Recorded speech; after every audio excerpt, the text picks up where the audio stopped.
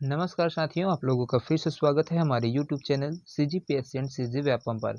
दोस्तों, आज की इस वीडियो में देखेंगे 50 महत्वपूर्ण प्रश्न जो कि भौतिक शास्त्र से लिया गया है। तो इसमें भौतिक शास्त्र और रसायन शास्त्र से 25-25 प्रश्न है। तो दोस्तों, इस वीडियो को लास्ट तक जरूर देखिएगा, साथ में बेल आइकन को भी प्रेस करिएगा ताकि आप लोगों को नोटिफिकेशन के माध्यम से वीडियो का है वो आप लोगों का लिंक है वो पहुंचता रहे। तो जितने भी नए दोस्त हमारे इस वीडियो को पहली बार देख रहे होंगे हमारे चैनल से जुड़ जाएंगे, साथ में बेल आइकन को भी प्रेस कर लेंगे ताकि आप लोगों को नोटिफिकेशन है वो मिलता रहे। तो चलिए दोस्तों, पहला प्रश्न की ओर बढ़ते हैं। पहला प्रश्न है यहाँ पर, जब कोई वस्तु किसी द्रव्य में पूरी तरह या अधूरी डुबाई जाती है तो उसके भार में होने वाली कमी वस्तु द्वारा हटाए गए द्रव्य के भार के बराबर होती है। इस सिद्धांत का प्रतिपादन किसने किया था? आर्किमिडीज, पास्कल, बर्नौली या फिर न्यूटन? तो यहाँ पर दोस्तों इसका जो करेक्ट आंसर है वो हो जाएगा, आपको ऑप्शन ए है बिल्कुल सही हो जाएगा। आर्किमिडीज जी के द्वारा इस सिद्धांत का है वो प्रतिपादन किया गया था। इसको सीजी व्यापम के द्वारा हॉस्टल वार्डन के एग्जाम हुआ था 2014 में, तो उसमें इसको पूछा गया प्रश्न है। चलिए अगला प्रश्न की ओर बढ़ते हैं। अगला प्रश्न है, जल की सतह पर तेल फैल जाता है क्योंकि तेल का घनत्व पानी से अधिक है, तेल का घनत्व पानी से कम है, तेल का पृष्ठ तनाव पानी से अधिक है या फिर तेल का पृष्ठ तनाव पानी से कम है? तो यहाँ पर इसका जो करेक्ट आंसर है वो दोस्तों वो आपको ऑप्शन डी है बिल्कुल सही हो जाएगा। तेल के पृष्ठ तनाव पानी से कम होते हैं जिसकी वजह से क्या होता है, जो तेल है वो फैल जाता है। चलिए अगला प्रश्न की ओर बढ़ते हैं। अगला प्रश्न है यहाँ पर, वर्षा की बूंदें खाली स्थान के कारण गोलाकार होती है, पृष्ठ तनाव के कारण, वायु घर्षण के द्वारा, आणविक आकर्षण या फिर पानी की श्यानता के कारण? तो यहाँ पर इसका करेक्ट आंसर हो जाएगा दोस्तों, जब वर्षा की बूंदें हैं वो पृष्ठ तनाव के कारण क्या होता है, गोलाकार होते हैं, क्योंकि पृष्ठ तनाव है तो द्रव्य के स्वतंत्र पृष्ठ से क्या होता है, कम से कम क्षेत्रफल है वो प्राप्त करता है और करने की क्षमता रखती है। इसी वजह से क्या होता है, वो पूरा उसे गोलाकार अवस्था में हो जाता है बूंद के रूप में, जिसके कारण उसका पृष्ठ है वो क्या होता है, सदैव क्या हो जाता है, तनाव की स्थिति में रहता है और इसे ही पृष्ठ तनाव कहते हैं, है ना। तो यहीं पर ही यहाँ पर पृष्ठ तनाव है वो हो जाता है। चलिए अगला प्रश्न की ओर बढ़ते हैं। अगला प्रश्न है यहाँ पर, निम्न में से किस यंत्र का उपयोग हवा की दिशा ज्ञात करने के लिए किया जाता है? अल्टीमीटर, बैरोमीटर, वायुफलक, एनेमोमीटर? तो यहाँ पर दोस्तों यहाँ पर जो चीज़ दिया हुआ है, जो कौन सा यंत्र है जो हवा की दिशा है उसको ज्ञात कर रहा है, तो इसका करेक्ट आंसर हो जाएगा दोस्तों, आपको ऑप्शन सी है बिल्कुल सही हो जाएगा। वायुफलक है उनका उपयोग है वो किया जाता है। यहाँ पर वायुफलक का उपयोग अपन हवा की दिशा को ज्ञात करने के लिए जाता है। अल्टीमीटर है उनका उपयोग ऊंचाई मापने का यंत्र है, ये है ना, अल्टीमीटर है वो ऊंचाई मापने का यंत्र होता है। और आपका जो बैरोमीटर दिया हुआ है वो है आपका वायुमंडलीय जो दबाव है उसको मापने की ये क्षमता रहती है, ये यंत्र है। और एनीमोमीटर है, आपका एनीमोमीटर है वो हवा की गति मापने वाला यंत्र है ना। और आपका जो वायु फलक है वो हवा की दिशा मापने का यंत्र है, तो इसको ध्यान में रखिएगा, बहुत ही महत्वपूर्ण प्रश्न है। चलिए अगला प्रश्न की ओर बढ़ते हैं। अगला प्रश्न है यहाँ पर, पास्कल निम्न में से किसे मापने की इकाई है? आर्द्रता, दाब, वर्षा, ताप? यहाँ पर इसका जो करेक्ट आंसर है दोस्तों वो हो जाएगा, आपका ऑप्शन बी है बिल्कुल सही हो जाएगा। दाब है, दाब है नापने की जो इकाई है वो पास्कल है। चलिए अगला प्रश्न की ओर बढ़ते हैं। अगला प्रश्न है यहाँ पर, आर्द्रता मापने के लिए उपयोग किया जाने वाला एक उपकरण क्या है? तरल पदार्थों का विशिष्ट गुरुत्व, वातावरण में जल वाष्प की मात्रा, जल के भीतर ध्वनियाँ, जल द्वारा परावर्ती किरण की मात्रा या फिर जल के भीतर गुरुत्वाकर्षण की मात्रा? तो यहाँ पर दोस्तों इसका जो करेक्ट आंसर है वो हो जाएगा, यहाँ पर जो आर्द्रता मापी है वो वातावरण में जल वाष्प की मात्रा मापने के लिए उपयोग किया जाने वाला यंत्र है। चलिए अगला प्रश्न की ओर बढ़ते हैं। अगला प्रश्न है यहाँ पर, हवा में आर्द्रता को मापने के लिए किस उपकरण का प्रयोग में लाया जाता है? हाइड्रोमीटर, हाइग्रोमीटर, स्पेक्ट्रोमीटर या फिर यूडियोमीटर? तो यहाँ पर इसका जो करेक्ट आंसर है दोस्तों वो हो जाएगा, आपको ऑप्शन बी है बिल्कुल सही हो जाएगा। हाइग्रोमीटर है उसमें जो हवा चलता है उसमें उसकी आर्द्रता को मापने के लिए हाइग्रोमीटर का उपयोग है वो किया जाता है। क्योंकि यहाँ पर देखिए दोस्तों, जो हाइग्रोमीटर है वो तो यहाँ पर ये हो गया आपका आर्द्रता मापने के लिए हो गया, साथ में आपका हाइड्रोमीटर है। हाइड्रोमीटर है, इनका उपयोग द्रव एवं ठोस पदार्थ है उनके आपेक्षिक घनत्व मापने का यंत्र है। उसके बाद आपका स्पेक्ट्रोमीटर है, वो वर्ण क्रम में प्रकाश के गुणों का मापन करने वाला यंत्र है। और आपका यूडियोमीटर है, वो है आपका गैस का आयतन मापने वाला यंत्र है। तो इसको भी ध्यान में रखिएगा, ऐसे प्रश्न पूछते हैं। चलिए अगला प्रश्न की ओर बढ़ते हैं। अगला प्रश्न है आपका, पारिस्थितिक दबाव की इकाई क्या है? पारिस्थितिक दबाव की इकाई क्या है? बार, नॉट, जूल, होम। तो यहाँ पर इसका जो करेक्ट आंसर हो जाएगा दोस्तों, वो आपका ऑप्शन ए है, बिल्कुल सही हो जाएगा। जो बार है वो पारिस्थितिक दबाव की इकाई को नापती है। चलिए अगला प्रश्न की ओर बढ़ते हैं। अगला प्रश्न है यहाँ पर, जूल ऊर्जा से उसी तरह संबंधित है जैसे पास्कल संबंधित है। तो जूल किससे संबंधित है दोस्तों? ऊर्जा से संबंधित। उसी प्रकार जो पास्कल है वो किससे संबंधित है? तो यहाँ पर मात्रा दिए हुए है, दबाव दिए हुए है, घनत्व दिए हुए है, शुद्धता दिए हुए है, फिर इनमें से कोई नहीं दिए हुए है। तो यहाँ पर जो पास्कल का संबंध है दोस्तों, वो हो जाएगा आपका दबाव है उससे संबंधित है। जिस प्रकार जूल है वो ऊर्जा की इकाई होती है, वैसी है अपन पास्कल है, ये भी दबाव की इकाई होती है, इसको नापने वाला यंत्र होता है। चलिए अगला प्रश्न की ओर बढ़ते हैं। अगला प्रश्न है यहाँ पर, निम्नलिखित में से कौन सी जोड़ी वैज्ञानिक उपकरण एवं उसका कार्य सुमेलित है? क्रोनोमीटर वायुमंडलीय दबाव का मापन, मैनोमीटर गैस के दबाव का निर्धारण, पाइरोमीटर वर्षा को रिकॉर्ड करना और विस्कोमीटर स्थान विशेष के तापमान की जांच करना। तो यहाँ पर जो सुमेलित है दोस्तों वो कौन है? तो यहाँ पर जो दिए हुए आपका ऑप्शन बी बिल्कुल सही हो जाएगा। मैनोमीटर है वो गैस के दबाव का निर्धारण है वो करता है। आपका यहाँ पर जो क्रोमोमीटर है वो जलयानों में सही समय का मापन करने वाला यंत्र होता है, ये है ना कि वायुमंडलीय दबाव का मापन नहीं करती है। पाइरोमीटर है आपका उष्णता, ये वाला पाइरोमीटर है आपका उष्णता या फिर उच्च तापमान है उनका मात्रक होता है। विस्कोमीटर है, विस्कोमीटर है स्थान विशेष के तापमान की जांच करता दिया हुआ है, तो यहाँ पर ये गलत हो जाएगी। इसके जगह में क्या आ जाएगा, केशिका की जो श्यानता मापने वाला यंत्र होता है। जो विस्कोमीटर से जो केशिका है उसकी जो श्यानता है ना, उसको मापा जाता है विस्कोमीटर में। चलिए अगला प्रश्न की ओर बढ़ते हैं। अगला प्रश्न है यहाँ पर, वर्षा की बूंद की गोलाकार आकृति का कारण क्या है? द्रव्य का घनत्व, पृष्ठ तनाव, वायुमंडलीय दाब, गुरुत्व। तो इसका करेक्ट आंसर क्या हो जाएगा दोस्तों? आपको ऑप्शन बी है वो बिल्कुल सही हो जाएगा। जो वर्षा की बूंद है वो गोलाकार आकृति की होती है, क्योंकि वहां पर उसका पृष्ठ तनाव होता है। क्योंकि प्रत्येक द्रव है वो कम क्षेत्र घेरने की प्रवृत्ति होती है। जो द्रव है उससे कम क्षेत्र घेरने की इसकी जो प्रकृति है वो होती है, जिसके कारण वर्षा की जो बूंद है वो गोलाकार हो जाती है। चलिए अगला प्रश्न की ओर बढ़ते हैं। अगला प्रश्न है यहाँ पर, बैरोमीटर पठन में अचानक गिरावट हो जाने से निम्नलिखित में से कौन सी एक मौसम दशा इंगित होती है? तूफानी मौसम, प्रशांत मौसम, शीत एवं शुष्क मौसम, उष्ण एवं उज्ज्वल मौसम।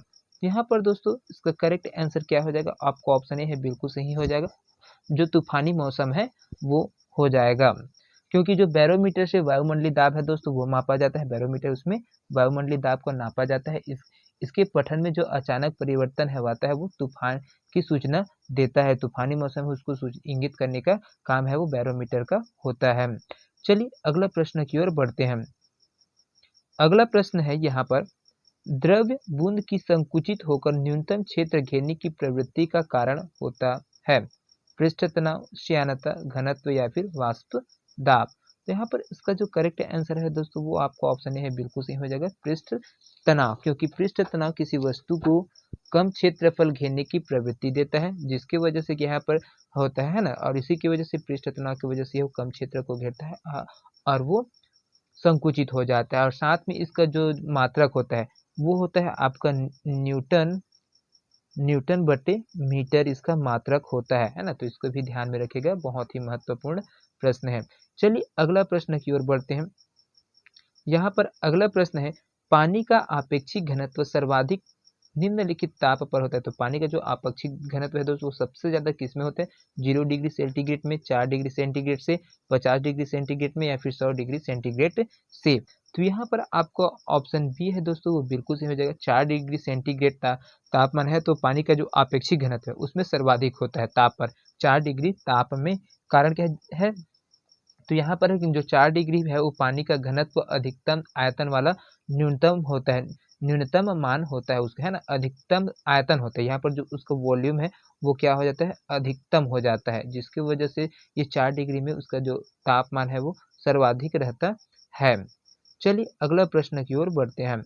अगला प्रश्न है यहाँ पर, तेल जल के तल पर फैल जाता है क्योंकि तेल की अपेक्षित अधिक घन है, तेल जल की अपेक्षा कम घन है, तेल जल तनाव पानी से अधिक है, या फिर तेल का जल तनाव पानी से कम है। तो यहाँ पर इसका जो करेक्ट आंसर है दोस्तों वो क्या हो जाएगा, तेल का जल तनाव पानी से कम होता है, इसकी वजह से यहाँ पर जो तेल है वो जल के तल पर क्या होता है, फैल जाता है ना।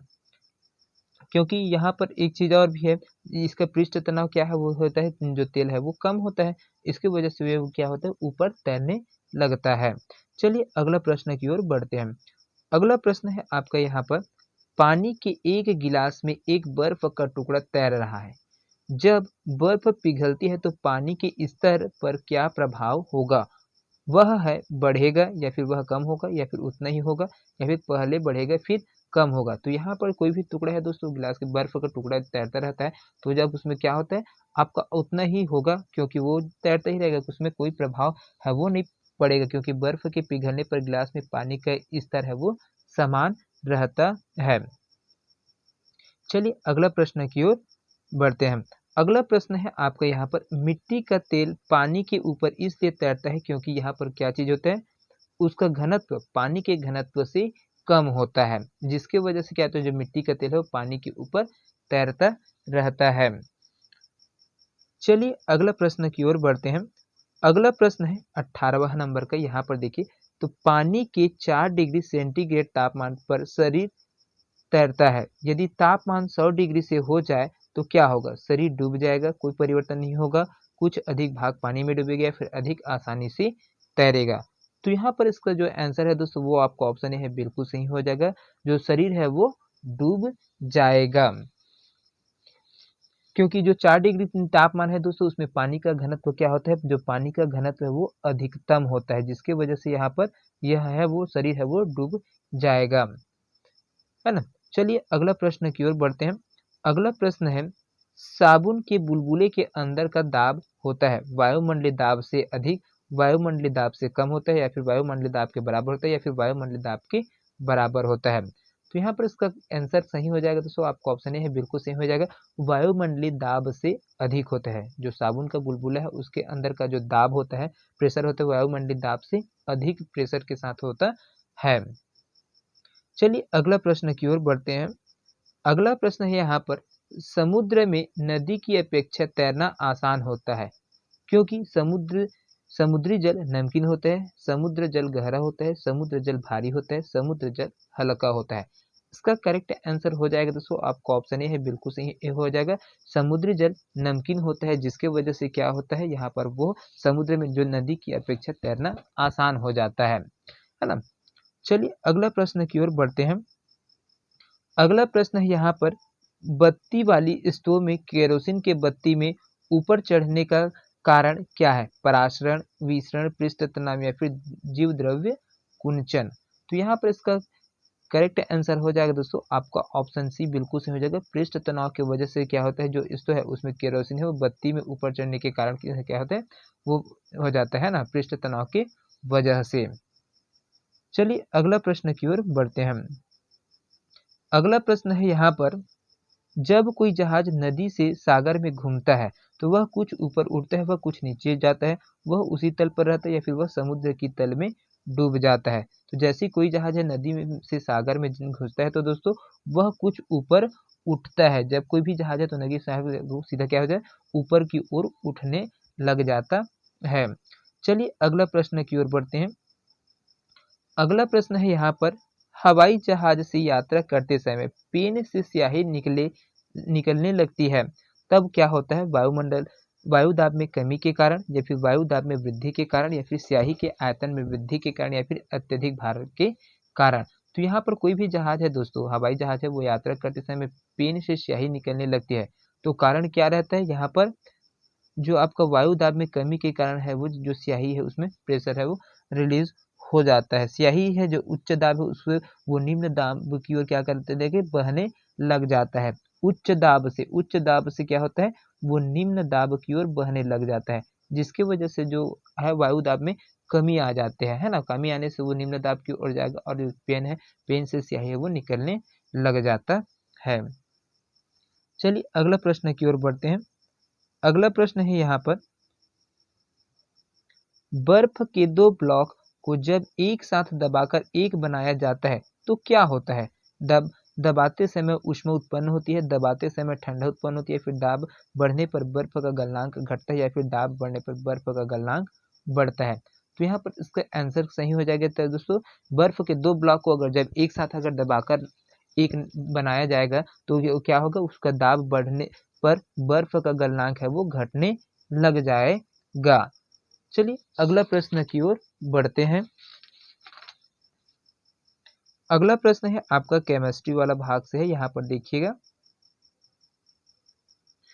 तो यहाँ पर दोस्तों ये प्रश्न क्या बताता है, नाइट्रस ऑक्साइड लोकप्रिय रूप से निम्नलिखित रूप में जाना जाता है, अश्रु गैस के रूप में, तीक्ष्ण गैस के रूप में, शोधन गैस के रूप में, या फिर हंसाने वाले गैस के रूप में, या फिर अनाक्सीकारक गैस के रूप में। तो यहाँ पर जो आपका नाइट्रस ऑक्साइड है ना, वो किसके रूप में जाना जाता है, हंसाने वाला गैस के रूप में इसको जाना जाता है। चलिए अगला प्रश्न की ओर बढ़ते हैं। अगला प्रश्न है यहाँ पर, इनमें से क्या जब हवा में जलाया जाता है तो कार्बन डाइऑक्साइड पैदा नहीं होती? क्या चीज़ है उसको जलाया जाता है तो वायुमंडल में है वो कार्बन डाइऑक्साइड है वो पैदा नहीं होता है। बायोमास को, एथेनॉल को, पानी को, हाइड्रोजन को, या फिर सल्फर को। तो यहाँ पर किसके जलने से दोस्तों कार्बन डाइऑक्साइड है वो नहीं छूटता है, तो वो होता है आपको ऑप्शन डी बिल्कुल सही हो जाएगा। हाइड्रोजन है उसको हम जलाएंगे, है ना, तो उसमें से कार्बन डाइऑक्साइड है वो रिलीज नहीं होगा। चलिए अगला प्रश्न की ओर बढ़ते हैं। अगला प्रश्न है यहाँ पर, कौन सा तत्व सारे कार्बनिक अणुओं में होता है? हाइड्रोजन और कार्बन, हाइड्रोजन और ऑक्सीजन, कार्बन और ऑक्सीजन, सिर्फ हाइड्रोजन या फिर सिर्फ ऑक्सीजन। तो इसका करेक्ट आंसर क्या हो जाएगा दोस्तों, आपका जो कौन सा तत्व है जो सारे कार्बनिक अणुओं में होता है, तो वो हाइड्रोजन और कार्बन है वो सारे कार्बनिक अणु है उसमें पाया जाता है। इसमें हाइड्रोजन भी होता है और जो कार्बन है वो भी रहता है। चलिए अगला प्रश्न की ओर बढ़ते हैं। अगला प्रश्न है यहाँ पर, धब्बा रहित लोहा बनाने में लोहे के साथ प्रयुक्त होने वाली महत्वपूर्ण धातु क्या है? एल्यूमिनियम, कार्बन, क्रोमियम, या फिर टिन। तो यहाँ पर इसका जो करेक्ट आंसर है वो क्या हो जाएगा दोस्तों, आपको ऑप्शन सी बिल्कुल सही हो जाएगा, क्रोमियम। चलिए अगला प्रश्न की ओर बढ़ते हैं। अगला प्रश्न है यहाँ से, निम्न में से कौन सा तरल पदार्थ ऊष्मा का अच्छा सुचालक है? बेंजीन, ईथर, पारा, या फिर जल। तो इसका करेक्ट आंसर हो जाएगा दोस्तों आपका ऑप्शन सी बिल्कुल सही है, पारा। चलिए अगला प्रश्न की ओर बढ़ते हैं। अगला प्रश्न है, निम्नलिखित गैसों में से किसका घनत्व सबसे कम होता है? ऑक्सीजन का, नाइट्रोजन का, हीलियम का, या फिर हाइड्रोजन का। तो यहाँ पर इसका करेक्ट आंसर है दोस्तों वो हो जाएगा आपका जो हाइड्रोजन है उसका जो सबसे कम घनत्व वाला होता है, क्योंकि इसका जो घनत्व है वो 0.089 किलोमीटर स्क्वायर में होता है। इसका घनत्व है ना, पर मीटर में होता है, पर किलोग्राम है वो इस मीटर में होता है ना, इतना यहाँ पर पाया जाता है हाइड्रोजन का। और जो एक चीज है और दोस्तों हीलियम है उसका आपका 0.17 किलोग्राम पर मीटर स्क्वायर होता है। तो यहाँ पर जो हाइड्रोजन है वो इसमें सबसे कम घनत्व वाला होता है। चलिए अगला प्रश्न की ओर बढ़ते हैं। अगला प्रश्न है आपका, आग बुझाने वाली गैस है वो क्या है? क्लोरीन, अमोनिया, हाइड्रोजन, या फिर कार्बन डाइऑक्साइड। तो यहाँ पर जो आग लग जाते हैं तो उसको बुझाने के लिए कौन सा गैस का उपयोग किया जाता है दोस्तों? तो आपको ऑप्शन डी बिल्कुल सही हो जाएगा, कार्बन डाइऑक्साइड है उनका उपयोग किया जाता है। चलिए अगला प्रश्न की ओर बढ़ते हैं। अगला प्रश्न है, इनमें से सबसे कठोर तत्व कौन है? हीरा, प्लेटिनम, चांदी, या फिर ग्रेफाइट। तो यहाँ पर सबसे कठोर तत्व है दोस्तों प्रकृति प्रदत्त रूप से है, ये सबसे ज्यादा कठोर होता है वो हीरा होता है, क्योंकि प्रकृति का जो सबसे ज्यादा कठोर तत्व है वो हीरा ही है। ये कार्बन से मिलकर कार्बन के अपर रूप से मिलकर बना रहता है। चलिए अगला प्रश्न की ओर बढ़ते हैं। अगला प्रश्न है यहाँ पर, सूखा बर्फ क्या है? Calcium hydroxide, solid carbon dioxide, या फिर सोडियम हाइड्रोक्साइड, या फिर इनमें से कोई नहीं। तो जो सूखा बर्फ है वो क्या होता है दोस्तों? तो वो होता है सॉलिड कार्बन डाइऑक्साइड होता है। चलिए अगला प्रश्न की ओर बढ़ते हैं। अगला प्रश्न है यहाँ से, अपने संक्षारक रोधी गुण के कारण निम्नलिखित में से किस पदार्थ का उपयोग नौकाओं के विभिन्न हिस्सों को तैयार करने में किया जाता है जो समुद्र के जल के संपर्क में रहते हैं? टंगस्टन का उपयोग किया जाता है, एंटीमनी का, या फिर निकिल, या फिर टाइटेनियम, या फिर टिन का। तो यहाँ पर किसका उपयोग है दोस्तों? वो संक्षारक रोधी के रूप में किया जाता है। तो वो हो जाएगा आपको ऑप्शन डी है, बिल्कुल सही है। टाइटेनियम है उसका है उपयोग है वो किया जाता है। ये क्या है? संक्षारक रोधी होती है। इसमें टाइटेनियम में जंग लगती नहीं है, इसका क्षरण है वो नहीं होता है, जिसकी वजह से टाइटेनियम का उपयोग किया जाता है। और उसको जो जहाज है, समुद्री जहाज है ना, उसमें टाइटेनियम है वो लगाया जाता है। चलिए अगला प्रश्न की ओर बढ़ते हैं। अगला प्रश्न है आपका, अश्रु गैस क्या है? अमोनिया, क्लोरीन, हाइड्रोजन कार्बाइड, या फिर हाइड्रोजन सल्फाइड। तो यहाँ पर जो अश्रु गैस है दोस्तों वो क्या है? यहाँ पर जो ऑप्शन दिए है उनके आधार पर आपको बताना है। तो यहाँ पर आ जाएगा दोस्तों आपका ऑप्शन ए है, बिल्कुल सही हो जाएगा, अमोनिया। चलिए अगला प्रश्न की ओर बढ़ते हैं। अगला प्रश्न है स्टेटमेंट वाला है दोस्तों। तो यहाँ पर जो स्टेटमेंट दिया है उसमें जो सही है गलत है उसको आपको बताना है। तो पहले स्टेटमेंट बोलता है, लोहे के टुकड़ों को यदि अंधेरे में रखा जाए तो उसमें जंग लगता है। दूसरा स्टेटमेंट दिया हुआ है, जलती हुई मोमबत्ती को जब गिलास से ढका जाए तो वह बुझ जाता है। और तीसरा स्टेटमेंट दिया है, बिजली का बल्ब टूटते समय जोर की आवाज करता है। तो यहाँ पर देखिए दोस्तों क्या चीज है, जो कथन है उसको पढ़ और अपने उत्तर निम्न के आधार पर देने। तो यहाँ पर क्या हो जाएगा आपका, ये है ना, जलती हुई मोमबत्ती को जब गिलास से ढका जाए तो वह बुझ जाता है, ये सही है दोस्तों यहाँ पर। और तीसरा क्या है, बिजली का बल्ब टूटते समय जोर की आवाज आती है। तो ये चीज दिया हुआ है। और आपका जो ऑप्शन ए है, लोहे के टुकड़े को यदि अंधेरे में रखा जाए तो उसमें जंग लग जाता है। तो ये आपका बिल्कुल गलत स्टेटमेंट है। लोहे के टुकड़े को यदि अंधेरे में रखेंगे तब उसमें जंग लगेगी, ऐसी कोई बात नहीं है। क्योंकि अगर जब तक वो पानी और वायु के संपर्क में, हवा पानी के संपर्क में है, तो लोहे का धातु है, नमी में नहीं आएगा, तब तक उसमें जंग किया है वो नहीं लगेगा। और जैसे आपका दूसरा स्टेटमेंट बिल्कुल सही है, जंग जलती हुई अगर मोमबत्ती को जब गिलास से ढका जाता है तो वह बुझ जाती है, और बल्ब है वो टूटते समय क्या है, जोर का आवाज है वो देता है। तो इस प्रकार से आपका दूसरा और तीसरा सही हो जाएगा। चलिए अगला प्रश्न की ओर बढ़ते हैं। अगला प्रश्न है यहाँ पर आपका, जैविकी का अनिवार्य मूल तत्व क्या है? नाइट्रोजन, ऑक्सीजन, कार्बन, या फिर हाइड्रोजन। तो जैविकी का अनिवार्य मूल तत्व क्या है दोस्तों? आपका ऑप्शन ए बिल्कुल सही हो जाएगा, नाइट्रोजन और कार्बन, ऑक्सीजन और हाइड्रोजन। तो यहाँ पर इसका जो सही आंसर है दोस्तों वो क्या हो जाएगा? ये हो जाएगा आपका ऑप्शन सी, बिल्कुल सही हो जाएगा, कार्बन। चलिए अगला प्रश्न की ओर बढ़ते हैं। अगला प्रश्न है यहाँ से, निम्नांकित में से एक लौह चुंबकीय पदार्थ कौन है? क्वार्ट्ज, बिस्मथ, एल्यूमिनियम, निकिल, या फिर सीसा। तो यहाँ पर जो लौह चुंबकीय पदार्थ है दोस्तों वो कौन सा है? तो आपका ऑप्शन डी है, बिल्कुल सही हो जाएगा, निकिल है वो एक प्रकार का लौह चुंबकीय पदार्थ होता है। चलिए अगला प्रश्न की ओर बढ़ते हैं। अगला प्रश्न है यहाँ पर, विमानों, रेल मार्ग की गाड़ियों एवं मशीनरों में उपयोग किया जाने वाला ड्यूरेलुमिन एक मिश्र धातु है। तो किनका मिश्र धातु है दोस्तों? यहाँ पर जो आपका विमान में बनाया जाता है, रेल मार्ग की गाड़ियों उसमें बनाया जाता है, जो मशीन है उसमें उपयोग किया जाने वाला जो ड्यूरेलुमिन है वो किसका मिश्र धातु है? एल्यूमिनियम का, तांबा का, टीन का, मैग्नीज का, या फिर मैग्नीशियम का। तो यहाँ पर इसका जो करेक्ट आंसर है दोस्तों वो क्या हो जाएगा? आपका जो ये है वो बिल्कुल एल्यूमिनियम का मिश्रण मिला रहता है, तांबा का मिश्रण है वो मिला रहता है, आपका मैग्नीज मिला रहता है, और मैग्नीशियम है वो मिला रहता है, और लेकिन टीन है वो नहीं मिला रहता। तो ये आपका अलग हो जाएगा। आपका ऑप्शन डी है वो बिल्कुल सही हो जाएगा, क्योंकि ये जो ड्यूरेलुमिन है वो क्या से एल्यूमिनियम, तांबा, मैग्नीज और मैग्नीशियम के मिश्रण से मिलकर बना हुआ रहता है। चलिए अगला प्रश्न की ओर बढ़ते हैं।